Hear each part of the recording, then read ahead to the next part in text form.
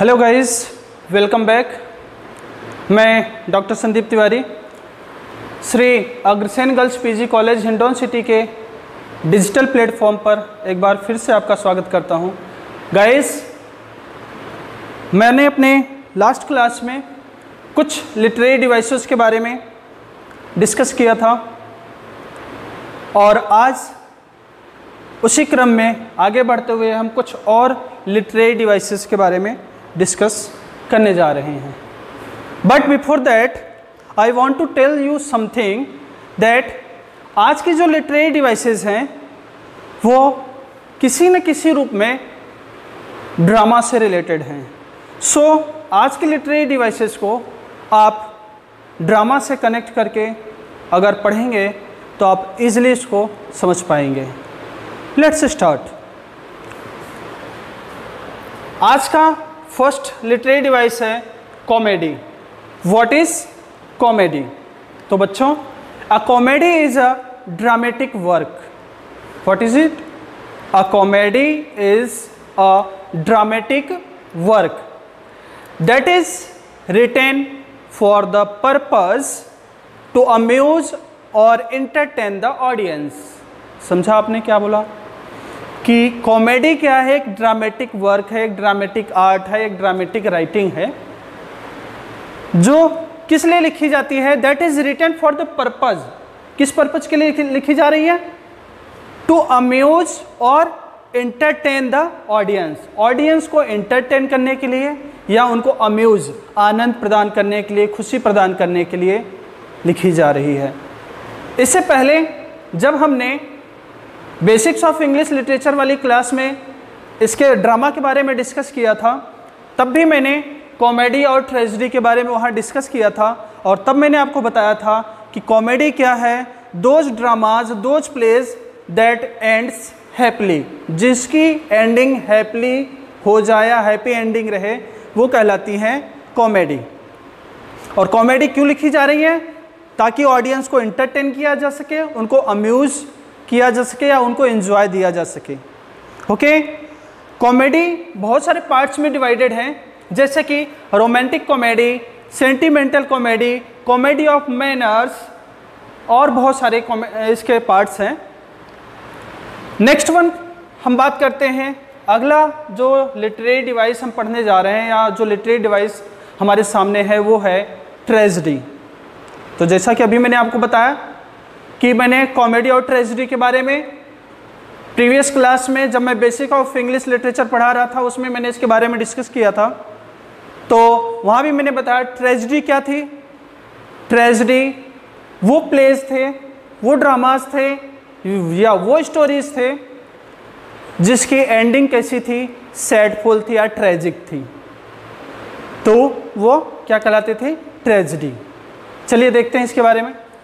Tragedy is a branch of literature. Tragedy भी क्या है? लिटरेचर का एक ब्रांच है। तभी तो हमने इसको बेसिक्स ऑफ इंग्लिश लिटरेचर पढ़ रहे थे तो वहाँ पे इसको डिस्कस किया था। तो ये क्या है? Branch of literature. ये भी लिटरेचर का ही एक ब्रांच है that addresses the sorrowful downfall of a protagonist. Protagonist hero, actor. तो आपने क्या देखा अभी तक कि ट्रेजेडी भी लिटरेचर का एक पार्ट है, एक ब्रांच है जो कि किस चीज़ को एड्रेस करता है या किस चीज़ को हमारे सामने प्रेजेंट करता है?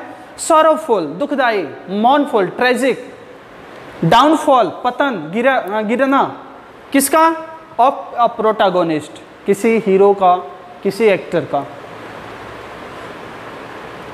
कई बार आप देखते हो, मूवीज़ को देखते हो, मूवीज़ में कई बार मूवीज़ देखते देखते आप देखते हो कि कोई हीरो होता है या मूवीज़ का कोई भी कैरेक्टर होता है, वो जीवन के दुख को झेलते हुए आगे बढ़ता रहता है या उसके जीवन में बहुत सारी प्रॉब्लम्स आती रहती हैं और उन प्रॉब्लम्स को कई बार वो हीरो एडजस्ट करने में सक्षम हो जाता है और कई बार उन प्रॉब्लम्स के साथ वो एडजस्टमेंट नहीं कर पाता।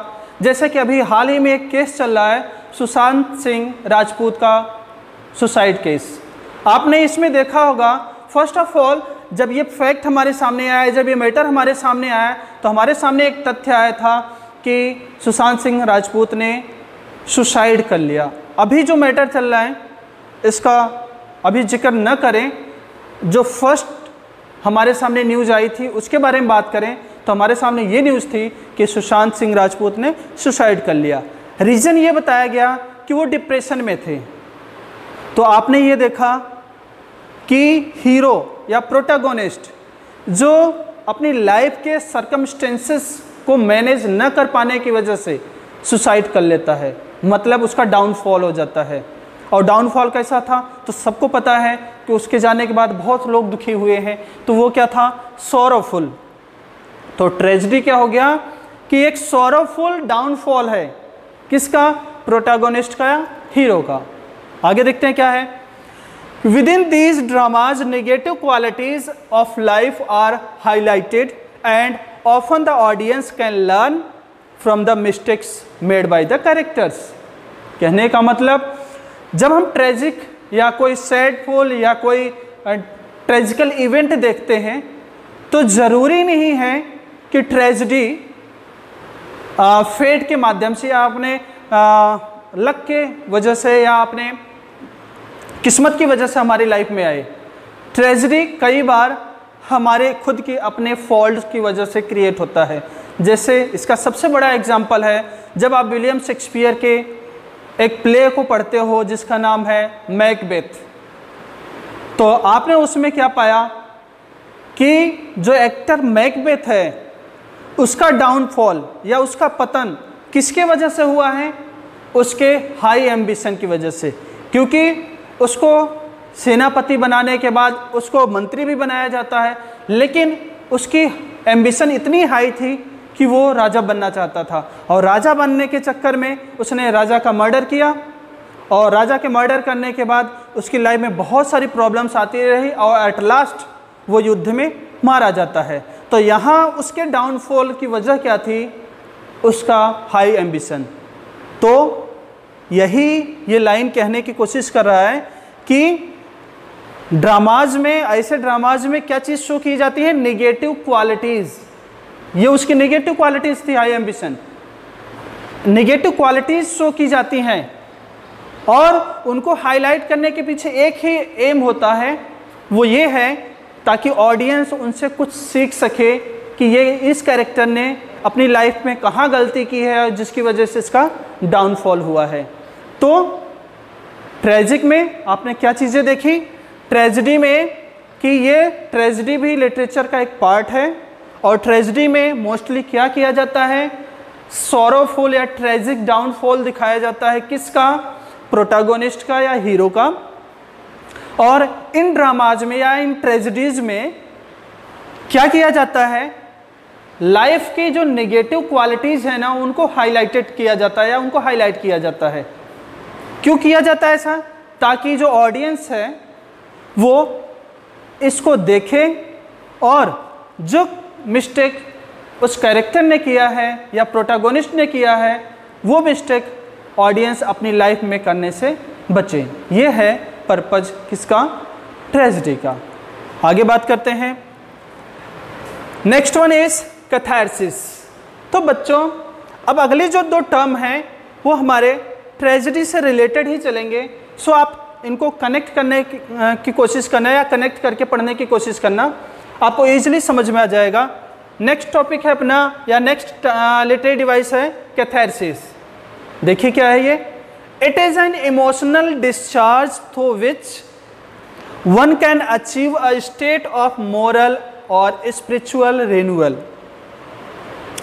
इन other words, catharsis is getting rid of unhappy memories such as anger, sadness by expressing them in some way। बच्चों लाइंस को छोड़ दिया जाए, हम आपको सिंपल वे में समझाने की कोशिश करते हैं। कैथारसिस, कई बार आप मूवीज़ देखते हैं, कई बार आप सीरियल्स देखते हैं और उन मूवीज़ और सीरियल्स में कई सीन्स ऐसे आते हैं या तो वो प्रोटैगोनिस्ट का डाउनफॉल हो या किसी के साथ हरेसमेंट हो, किसी का मर्डर हो या किसी की बुरी कंडीशन उसमें दिखाई जा रही हो। कुछ सीन्स ऐसे आते हैं जिनको देखने के बाद हमारे हार्ट में एक फीलिंग आती है, हाय बेचारा। किसी के लिए सिंपैथी हमारे अंदर उत्पन्न हो जाती है या राइज होती है, तो हम क्या करते हैं, उसके लिए सिंपैथी दिखाने की कोशिश करते हैं, हाय बेचारा। ये है पीटी, दया भाव। और साथ ही साथ एक चीज़ और हमारे माइंड में आती है जब हम उस ट्रेजिक इवेंट्स को देख रहे होते हैं, जैसे कि कोई बाइक वाला है और रास्ते पे चला जा रहा है और ब्रेकर है, ब्रेकर पे वो स्पीड कम करने की बजाय उसी स्पीड में चलता जा रहा है और अचानक से उसका ब्रेकर पर से डिसबैलेंस गायब हो जाता है और डिसबैलेंस हो जाता है और डिसबैलेंस की वजह से उसका एक्सीडेंट हो जाता है और उस एक्सीडेंट में उसकी डेथ हो जाती है। तो वहाँ पे जो दर्शक होते हैं, जो ऑडियंस होते हैं या जो वहाँ पे देखने वाले लोग होते हैं, वो क्या देखते हैं कि इसने अपनी स्पीड को कम नहीं किया, इस वजह से ये घटना घटी, इसने ब्रेकर का ध्यान नहीं दिया, इस वजह से ये घटना घटी। तो वो लोग भी उसी समय उन लोगों के माइंड में एक बात आती है कि मैं भी ऐसी गलती अपनी लाइफ में कभी नहीं करूँगा या ऐसी घटना मेरे साथ ना हो जाए, उससे बचने के लिए मैं बिल्कुल अवेयर रहूँगा। तो ये क्या हो गया, फियर, उनके अंदर एक फियर आ गया कि मेरे साथ ऐसी घटना ना हो। तो बच्चों अभी हमने दो बातें की, दो वर्ड की बातें की, पिटी एंड फियर। एक में दया भाव है, एक में डर है। जब हम किसी की घटना को देख रहे हैं और दुखदाई घटना है तो हमारे अंदर उसके लिए दया निकल के आ रही है, दैट इज पिटी। और साथ ही साथ हम एक सबक भी ले रहे हैं कि हम ऐसी चीज़ें वापस अपनी लाइफ में नहीं होने देंगे और उससे हम डर जाते हैं। तो ये जो दोनों चीज़ें निकल के आ रही हैं हमारे माइंड में, यही क्या कहलाती हैं, कैथारसिस। यही कैथारसिस कहलाती है। मतलब ये हमारे माइंड में क्या करती है, मोरल और स्पिरिचुअल रिन्यूअल लाती हैं। मतलब नए विचार ले आती हैं हमारे माइंड में कि हम ऐसा नहीं करेंगे। कई बार बच्चों आप लोग ये भी देखते हो कि कोई सीरियल्स, कोई मूवीज़ या कोई ऐसी इंसिडेंट देखते हुए आंसू हमारे आँख से निकल आते हैं देखते देखते। क्यों निकल आते हैं? क्योंकि ऐसे ही कुछ इंसिडेंट्स का या ऐसे ही कुछ इवेंट्स का रिलेशन हमारी अपनी पर्सनल लाइफ में भी होता है। दैट्स वाई हम इमोशनल हो जाते हैं और इमोशनल होने के साथ साथ हमारे आँखों से आंसू निकलने लग जाते हैं। तो ये क्या है, ये हमने अपने इमोशंस को आंसुओं के रूप में प्रेजेंट किया है या आंसुओं के रूप में दर्शाया है, आंसुओं के रूप में निकाला है। यही अगली लाइन कह रहा है कि कैथारसिस क्या है, गेटिंग रिड ऑफ, छुटकारा पा लेना। किससे? Unhappy memories. अनहैप्पी मेमोरीज, दुखदाई यादें, जैसे कि क्रोध में कुछ हुआ हो, सैडनेस, दुखी की अवस्था या दुख वाली अवस्था में कुछ हुआ हो, ऐसी चीज़ों को हम उनसे छुटकारा कैसे पा लेते हैं? एक्सप्रेसिंग देम इन सम वे, उनको किसी और तरह से एक्सप्रेस करके। जैसे कि आप लोग कई बार सुनते हो ना कि लोग बोलते हैं थोड़ी देर रो लेने दे मन हल्का हो जाएगा, थोड़ी देर रो लेने दे मन हल्का हो जाएगा। इट मीन्स क्या है कि उसका मन भारी है, उसके मन में अनहैप्पी मेमोरीज हैं। उसका मन भारी क्यों है? क्योंकि उसके मन में अनहैप्पी मेमोरीज हैं। और जैसे ही वो आंसुओं का रास्ता अपनाएगा या आंसू बहा लेगा तो वो थोड़ा हल्का फील करेगा। तो बच्चों ये सारी चीज़ें किस चीज़ में आती हैं, किस लिटरेरी डिवाइस में आती हैं? इन्हीं चीज़ों को हम कहते हैं कैथारसिस। यही होता है कैथारसिस। मतलब हमारे इमोशंस को प्योर कर देती है या हमारे इमोशंस को रिन्यूअल में ला देती है, उसको रीजनरेट कर देती है। Last one is comic relief. तो बच्चों कॉमिक रिलीफ, इसका भी एग्जाम्पल हम देखते हैं। फर्स्ट ऑफ ऑल इसके डिफिनेशन को देखते हैं। कॉमिक रिलीफ क्या है? It is an author's use of humour to give the reader और the audience and emotional break from tension and heavy mood of serious plot. बच्चों लाइंस देखने के बाद सिंपल वर्डों में मैं आपको समझाने की कोशिश करता हूँ, आप उसके ऊपर ध्यान दीजिए कि क्या है कॉमिक रिलीफ। कई बार आप देखते हो, मूवीज़ देखते रहते हो और कोई सीरियस मूवीज़ चल रही है, शुरू से लेके सीरियस मूवी चल रही है, फिर उन्हीं मूवीज़ में आप कई कैरेक्टर्स भी देखते हैं ऐसे जो कि हमेशा मजाक करते रहते हैं, हमेशा ह्यूमरस मूड में रहते हैं। जैसे कि कुछ हमारे कैरेक्टर्स उस नाम से ही फेमस है, कॉमेडियन के नाम से, जिसमें से जैसे जॉनी लीवर, राजपाल यादव, कुछ ऐसे कैरेक्टर्स हैं जिनको मूवी में या प्ले में कोई रोल दिया जाता है तो वो उनका काम होता है केवल ह्यूमर प्रेजेंट करना है या ह्यूमर क्रिएट करना। क्यों किया जाता है ह्यूमर क्रिएट? ताकि जो मूवी का जो माहौल चल रहा है, जो एक सीरियसनेस चल रही है मूवी में, जो प्लॉट में सीरियसनेस चल रही है, वो ऑडियंस के ऊपर गलत इम्पैक्ट न डाल सके। लगातार ऑडियंस का माइंड हमेशा ट्रेजिक चीज़ों को या सैडफुल चीज़ों को या सॉरोफुल चीज़ों को ही कैच न करता रहे। बीच बीच में उस ट्रेजिक इवेंट से या उस ट्रेजिक मेमोरीज से उनको ब्रेक देना ही कॉमिक रिलीफ का मेन एम होता है। तो कॉमिक रिलीफ क्या हो गया कि ये ऑथर्स यूज करता है कुछ ह्यूमर। किस लिए यूज करता है? ताकि वो रीडर को या ऑडियंस को इमोशनल ब्रेक दे सके, जो कि वो टेंशन में चला जा रहा होता, सीन्स को देख करके टेंशन में रहता है या बिल्कुल सीरियस मूड में रहता है। उस मूड से ऑडियंस को थोड़ा सा ब्रेक देने के लिए इस कॉमिक रिलीफ का यूज किया जाता है, या ह्यूमरस कैरेक्टर का या ह्यूमरस इवेंट्स का या ह्यूमरस डायलॉग का, किसी का भी यूज हो सकता है इसको दूर करने के लिए। मतलब कॉमिक रिलीफ के रूप में कुछ भी यूज हो सकता है, चाहे वो ह्यूमरस कैरेक्टर हो, ह्यूमरस सीन हो या ह्यूमरस डायलॉग हो, किसी भी रूप में आ सकता है कॉमिक रिलीफ। अब कॉमिक रिलीफ दो पार्ट में डिवाइड है। First one is internal comic relief और दूसरा है एक्सटर्नल कॉमिक रिलीफ। इनको समझने के लिए बच्चों एक एग्जांपल देता हूं, आप उसके थ्रू इसको समझेंगे, आसानी से समझ पाएंगे। आप कई बार देखते हैं कि किसी मूवी में कोई एक्टर है, वो कोई जोक मारता है या जोक सुनाता है और साथ ही साथ वो खुद हंसता रहता है। जोक सुनाने के साथ साथ खुद हंसता रहता है और उसके साथ साथ उस जोक पर ऑडियंस भी हंसती रहती है।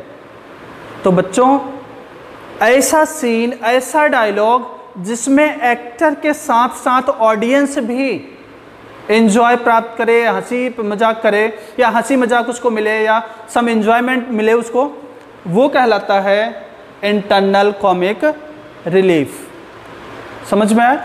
इंटरनल कॉमिक रिलीफ जिसमें ऑडियंस प्लस कैरेक्टर दोनों हंस रहे हों, दोनों एंजॉय कर रहे हों डायलॉग को, सीन को या कैरेक्टर को, वो कहलाएगा internal comic relief. And what is external comic relief?